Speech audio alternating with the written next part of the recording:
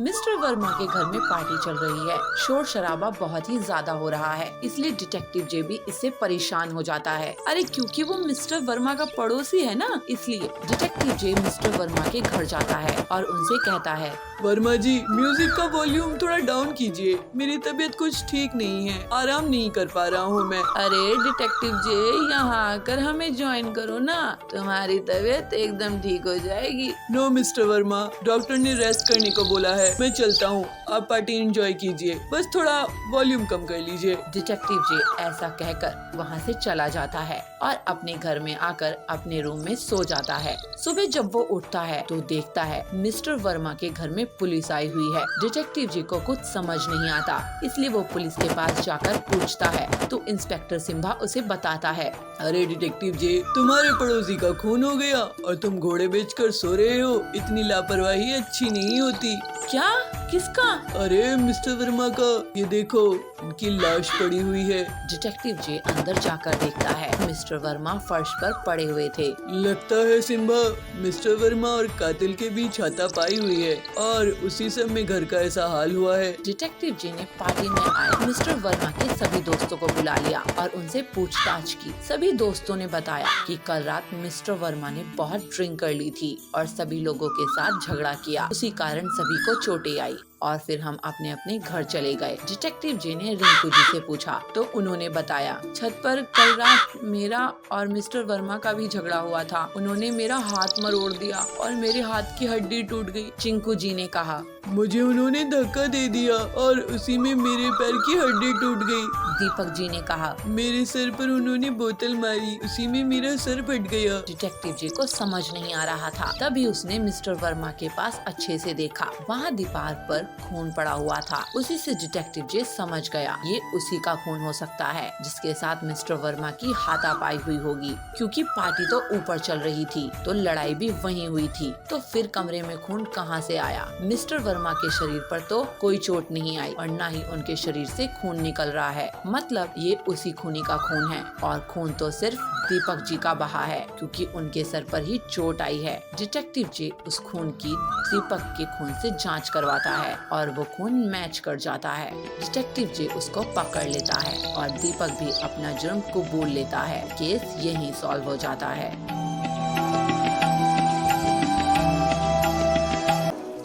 जबलपुर गांव के जंगल में बबली कव्वी एक ठेले में गन्ने का जूस बेचा करती थी। उसकी दुकान बहुत अच्छे से चलती थी और गर्मी में तो ग्राहकों की हमेशा से भीड़ लगी रहती थी। बबली सबसे बहुत अच्छे से बात करती थी। ऐसे ही बहुत समय तक काम करते हुए उसने बहुत पैसे कमाए और फिर कालू कौवे से शादी कर ली। अपनी सफलता के कारण उसको बहुत घमंड हो गया था और वो गरीब ग्राहकों से बदतमीजी से बात करती थी। बबली दीदी, मुझे 2 ग्लास ताज़ा गन्ने का जूस देना, मैं आपको पैसा कल दे दूंगा। अगर कल पैसे देने हैं तो कल ही जूस पीना। तुम गरीब लोगों की सेवा के लिए दुकान नहीं खोली है मैंने। अरे बबली दीदी, आप ऐसे कैसे बात कर रही है? मैं तो आपका रेगुलर ग्राहक हूँ। देखो बंटी भैया, पैसे रखो और जूस पियो। और हाँ, आज से गर्मी शुरू हो रही है ना, आज से 20 रुपया ग्लास नहीं बल्कि 40 रुपया ग्लास गन्ने का जूस मिलेगा। इस तरह से बबली बहुत घमंड हो चुकी थी। गरीब ग्राहकों से पैसे रखवाती थी, फिर गन्ने का जूस देती थी। कोई गन्ने का जूस नहीं बेचा था जिसकी बबली फायदा उठा रही थी। लेकिन अगले ही दिन बबली की दुकान के सामने पीलू चिड़िया अपना गन्ने का जूस का ठेला खोलती है। उसकी दुकान चलती देखकर बबली उसे जलने लगती है। पीलू चिड़िया, तुम मेरे ठेले के सामने गन्ने का जूस क्यों बेच रही हो? मैं तुम्हारी दुकान चलने नहीं दूंगी। अरे सुंदरी दीदी, गुस्सा मत करो। जंगल में इतने ग्राहक हैं कि हम दोनों की दुकान अच्छे से चल सकती है। पीलू की बातें सुनकर बबली चुप हो जाती है। पीलू अपने ग्राहकों से बहुत अच्छे से बात करती थी, जबकि बबली अभी भी बहुत घमंड से रहती थी। जल्द ही पीलू की दुकान में भीड़ लगने लगती है, क्योंकि वो गन्ने का जूस को सिर्फ 15 रुपए में बेचा करती थी। ये पीलू तो बहुत ही चालाक निकली, सस्ते दामों में जूस बेच रही है। इसकी दुकान बंद करवा दूंगी। मैं भी दाम कम कर देती हूँ। लेकिन उतने पैसों में मैं गन्ने का जूस नहीं बेचूंगी, बल्कि केमिकल वाला नकली मिलावटी जूस बेचूंगी। ग्लास का जंबो साइज बड़ा देखकर जंगल वाले मेरे ही पास आएंगे और पीलू की दुकान बंद हो जाएगी। फिर ऐसा सोचकर बबली अपने घर में केमिकल वाला जूस तैयार करती है और मन ही मन बहुत खुश होती है। जंबो गन्ने का जूस ले लो, जंबो गन्ने का जूस, इतने बड़े गन्ने का जूस कभी नहीं देखे होंगे। जंगल के पक्षी बबली की आवाज सुनकर उसकी दुकान की तरफ भागते हैं और ग्लास का साइज देखकर लालच में आ जाते हैं और सिर्फ कुछ ही मिनट्स में बबली के जंबो गन्ने का जूस बिक जाता है। देखा पीलू चिड़िया, मुझसे पंगा लेने का नतीजा, मैं तुम्हारी दुकान बंद करवा के ही रहूंगी। उसी दिन से पीलू की दुकान में ग्राहकों की कमी होने लगती है और अगले दिन से तो कोई भी उसकी दुकान नहीं जाता है। थोड़े ही दिनों में पीलू को दुकान बंद करने की नौबत आ जाती है। तभी एक दिन डॉक्टर हरिया उसकी दुकान पहुंचते हैं। पहले मुझे एक गिलास जूस देना, बबली की दुकान में भीड़ है, मुझे लेट हो रहा है, नहीं तो मैं उसी की दुकान में जाता। ये लीजिए डॉक्टर सर। अरे वाह, ये बहुत ताज़ा है। ऐसा करो, तुम मेरे हॉस्पिटल में रोज 20 गिलास भेज दिया करो मरीज के लिए। पीलू ये सुनकर बहुत खुश हो जाती है और हरिया के मरीज उसके गन्ने का ताज़ा जूस पीकर ठीक हो जाते हैं। लेकिन तभी वहाँ बबली की दुकान से गन्ने का जूस पीने वाले पक्षी आते हैं और उल्टियाँ करने लगते हैं। अरे ये क्या, इन्हें तो उल्टियाँ हो रही है। उनका टेस्ट होता है और उनसे हरिया पूछता है कि वो लोग क्या खाए पिए थे। तब वो बताते हैं कि रोज वो बबली के यहाँ जूस पीते हैं। बबली, तुमने इस गन्ने की जूस में क्या मिलाया है? तुम्हें पता है सबको किडनी में स्टोन्स हो गए हैं, इन सब की तबीयत खराब हो गई है तुम्हारी दुकान का गन्ने का जूस पीकर। अरे वो ये लोग पीलू की दुकान का जूस पिया करते थे। फिर हरिया बताता है कि पीलू की दुकान के जूस से उसके बीमार मरीज ठीक हो गए हैं। इसके पहले बबली कुछ बोल पाती, सभी पक्षी उसको घेर लेते हैं। बबली, तुम हमसे इतना सारा पैसा लेती हो गन्ने के जूस का, लेकिन ये जहर बेच रही हो। वो पीलू कम दाम में भी हमें स्वादिष्ट और सेहतमंद गन्ने का जूस पिलाती है।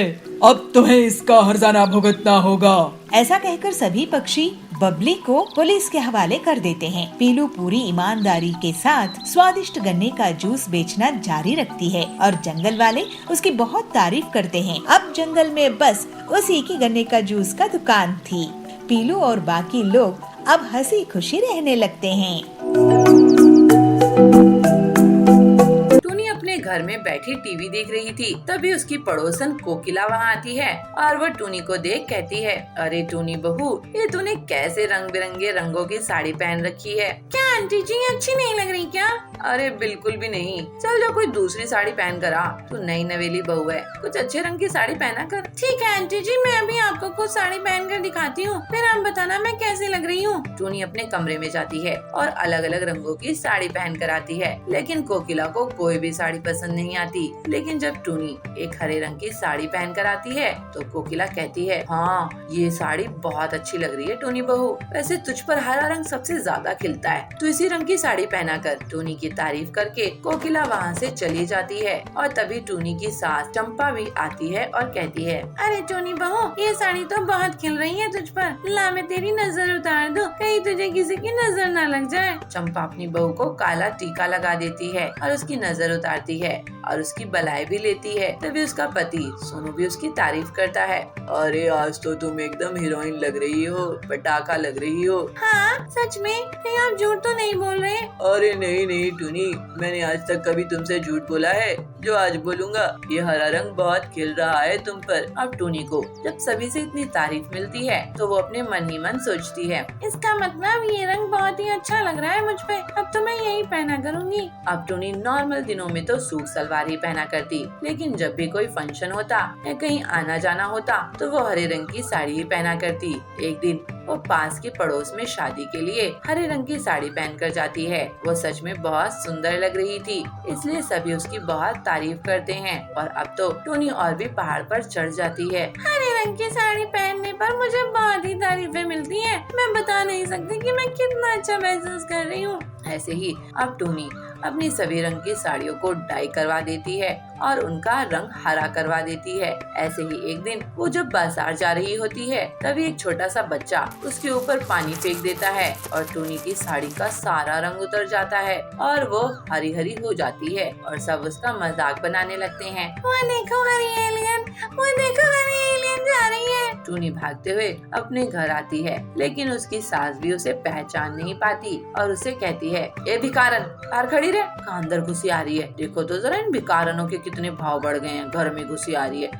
मैं और भिकारन नहीं तो क्या मैं, चल निकल यहाँ से। माँ जी मैं कोई भिकारन नहीं हूँ, मैं आपकी बहू हूँ टूनी। क्या?